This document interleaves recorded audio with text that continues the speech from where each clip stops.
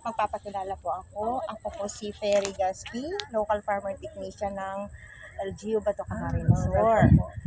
Pwede pa po sir malaman namin or magbigay po kayo ng share about po sa inyong farm. Okay po. Okay, ako po si Francisco Viña, ang farm manager ng Albay Farmers Bounty Village. So nag-graduate ako sa Bicol University College of Agriculture, major in agronomy. Tapos nag-teach pa ako sa Marcial Oranyo as a secondary teacher, TVL. Tapos nag-training pa ako sa Japan for 11 months for practical agriculture. License secondary school, tapos license as certified agriculturist. Dito po sa Albay Farmers Bounty Village, kaya Apaw, isa po akong agri-technologies. So, inatasan pa ako na mag-lecture sa mga different technologies regarding about modern vegetable production, hydroponics, organic vegetable gardening, modern gardening, tapos container gardening at marami pang iba na mga technologies. Sa ngayon po, ang aming ginagawa dito, marami po kaming mga project site. Ito pang bee farm, mayroon kaming open field high value crop. Meron po kaming itong open field na herbal. Meron kaming greenhouse na herbal. Meron kaming mga greenhouses na tinatanim pa ng high value crop. So mostly ang ginagamit namin dito, meron kaming site na organic only. Meron kaming site na combination with organic tapos commercial agriculture, meaning good agriculture practice. So doon po sa dulo, meron kaming container gardening, meron kaming nursery. Tapos marami po sa akin na dito po sa Albay Farmers Bounty Village, kung gusto niyo mag-request sa amin mga topics regarding agriculture, willing po kami tumulong sa inyo para i-transfer namin sa mga magsasaka ang modern agriculture na modern and practical po. Pig-combine ko po yung local at saka modern para madaling mag-grasp ng mga farmers. Maganda po ang obhito ng Provincial Agriculture Office para i-disseminate namin sa mga magsasaka ang mga technology na very affordable at madaling gawin ng mga farmers. Tapos po sa aking pag-lecture dito sa ABLAP ang pinaka-procedure namin, mag-lecture kami half day, then afternoon hands-on. So maganda po ang technology namin kasi hands-on kami.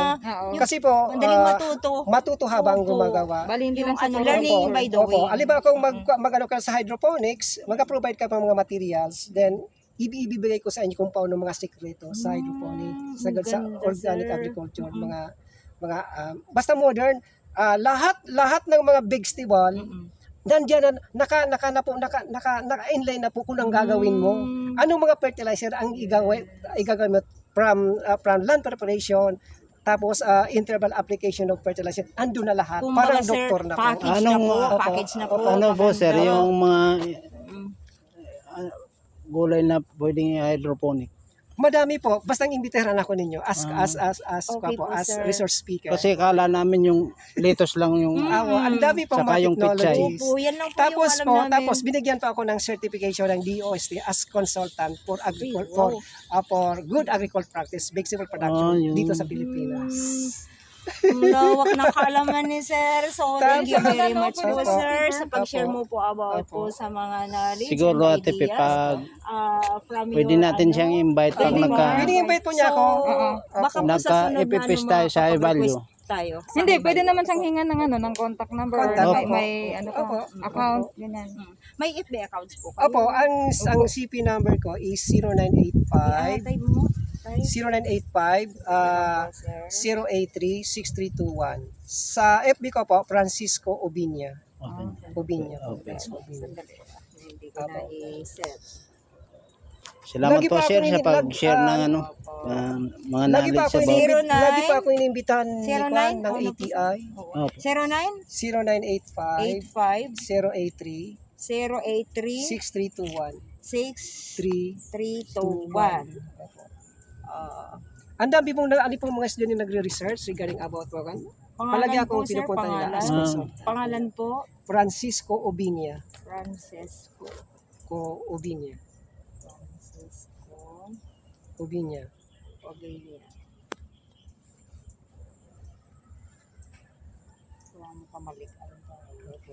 Kabangan Kamalig Albay. Ngayon po ay mayroon akong private na farm. Nag-produce pa ako ng microgreen grass.